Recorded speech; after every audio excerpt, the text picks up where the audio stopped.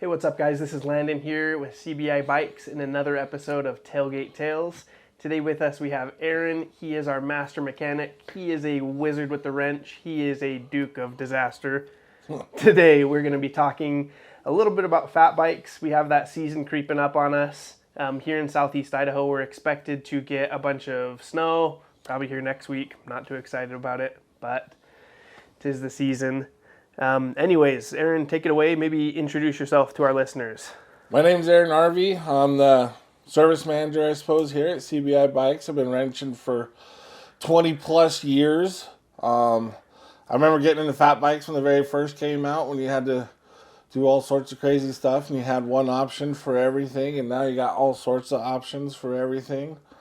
Now you can get a full carbon bike, 27.5 plus wheels with 4.5 inch tires, which gives you a great big huge footprint on the ground. The more flotation on the snow, the better, for sure.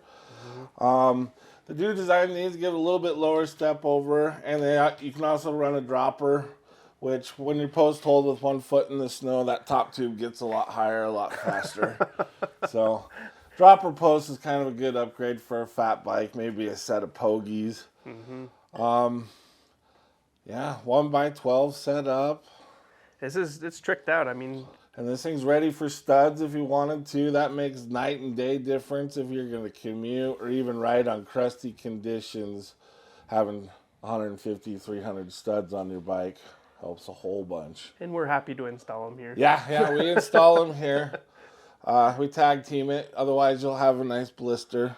Yeah, wrenching those studs in there. It's definitely not a project you'll want to do at home. It is time consuming. I'd say we took the few that we tackled the previous winter, probably a half hour front and rear, each of us kind of just plugging away at getting all those studs in. Another thing on fat bikes I usually suggest too is a great big huge wide pedal, because you're probably going to be riding in your snow boots or your Sorels. You're not going to be in your cycling nick necessarily. Pogies are a good accessory. You can throw hand warmers in there, or I stuff power bars and hand warmers in there so everything stays nice and warm. With that being said, we're kind of already diving right into kind of what people are going to need to be kitted out for fat biking.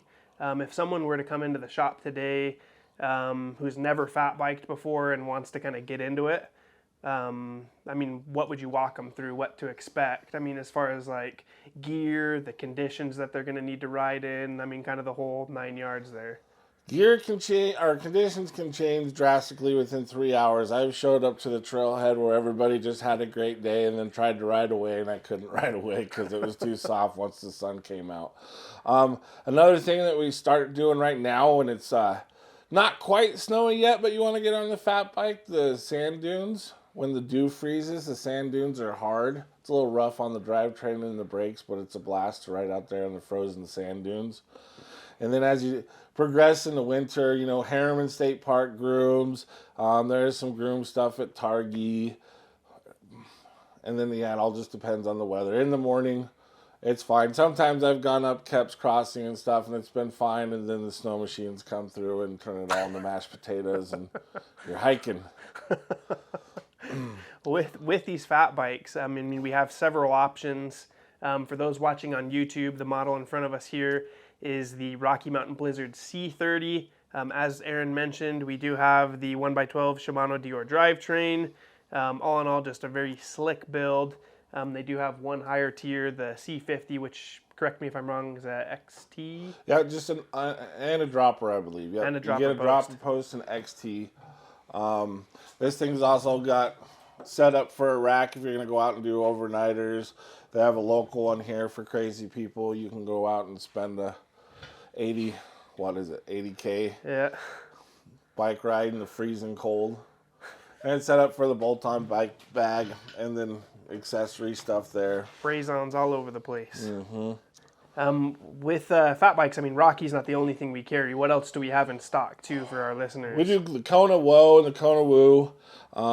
They're both awesome bikes. Ric Flair. Yeah. Woo! Aluminum frame, carbon forks. They have 26-inch wheels. I'm really gravitated towards the bigger wheel. The 27, I think, is going to be the future and the way to go. What are you gaining from that, really? I mean, Just a 26 bigger is... footprint on the snow. Okay.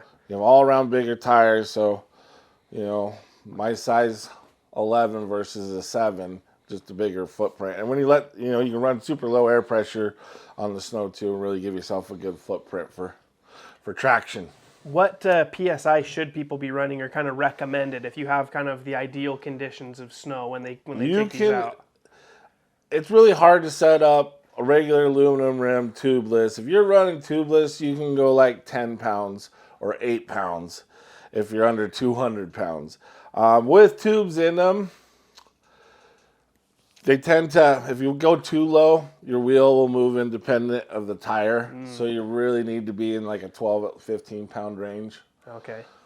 But your odds of getting a flat are a bit lower too, correct? Right. I mean, in those kind of conditions, you would sure hope. But these things are monster trucks. They're not just a seasonal thing per se. A lot of people do build 29 plus wheel sets for them and throw a fork on them and ride them all year long. Mm-hmm. I did that in the past. One bike for all seasons. But we do have a few customers, a few regulars that have you doing that, I feel like, during the year, kind of just rotating through that one bike with what wheel sets they have on there. So definitely an option. Mm-hmm. Just like the gravel bike that doubles as a road bike, this can double as your summertime mountain bike too. Mm-hmm. And plowing through the moon dust and everything, it's a monster truck. You got lots of squish for bumps. It's full suspension rigid bike. Just pneumatic suspension. That was kind of what I was going to go to next, actually. I mean, people do have that concern of riding this outside of the winter being that rigid frame. With having those massive, 27.5 by 4.5 inch, if you're running a lower PSI, does that provide more or less enough squish to act as a suspension? Yeah, you're going to have to bump it up to 20-something pounds to ride on the dirt. Okay. But, I mean, this probably weighs as much as your highest end full suspension mountain bike. Mm-hmm. At the end of the video, we can even hang this thing and weigh it up and see, but I think we were close to that, around that 32 pound, around there. All in all, very slick build. Talking about our builds too, one of the things that you've done a lot in the last few months has been custom builds, and that was one thing that I wanted to dive into a little bit today. Here at the shop, we have everything that someone needs from start to finish to be able to go through and do a custom build. You did an awesome build for me last year with that Hanzo ESD. In the last several months, we've had a lot of customers taking hardtails, and you've been turning them into drop bar gravel bikes, which has seemed to catch on. But with that being said, if someone's wanting to customize their bike a little bit or make some tweaks or some improvements, what would be the first thing that you would point someone at as far as upgrades go on their bike? Sky's the limit. It just depends on, if you come in and you're wanting more gearing, we can work with gearing. If you're just wanting to upgrade for the sake of upgrade, the best thing is reduce that rotating weight. Carbon wheels is tubeless. First two things to do, make your bike lighter. Mm-hmm. Which we have plenty of that. The carbon wheels, we got stuff from We Are One.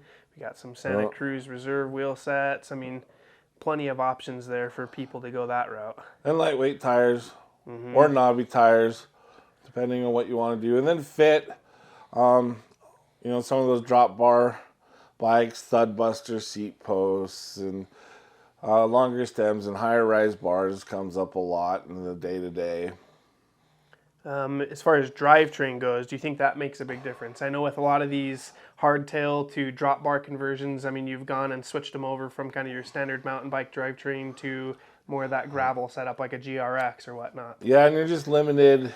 Some of those systems aren't 12-speed yet, so you're limited to 11-speed. And if you're going to have that kind of shifter, you just have to go 11-speed. You can't do 12. Mm-hmm. With custom builds, I know, again, you've done a bunch in this last year. And even prior, I know you've done probably hundreds of custom builds over the decades. Do you have a favorite that you've done? I know that's a reach because you've done so many. I've done a lot. Or maybe a couple that stand out to you. I built a Salsa Fargo a long time ago for a fella. I put a roll-off hub in it. He's ridden it from the Florida Keys to Alaska. He's ridden it from Reykjavik to Barcelona. And he's done the across the country ride 3 times on it. That's a testament right there to your builds. and all we replace is bottom brackets, bearings, tires, and brake pads, and oil in the hub. It's a bunch of chains. All your standard maintenance, essentially, But as that he wears bike, it out. Probably has more miles on it than anything I've ever touched. Ever. And are you still seeing that bike? Yeah. That's unreal. Unreal. Yeah, he lives here in town. He graduated high school with the boss, and he's retired, and he goes and rides bikes. That is awesome. Other than that, do you have any other ones? I mean, that's unreal to hear the amount of miles and distance this guy's put on that bike. Do you have any others that you've done as of late? I know for yourself you've done fat something tricked bike out. for Hal with custom paint job and internally routed everything, custom built wheels. I've done lots of wheels with different spoke color patterns and stuff. Those are cool. Sometimes just the simple stuff like a really cool single speed or a fixie can be fun.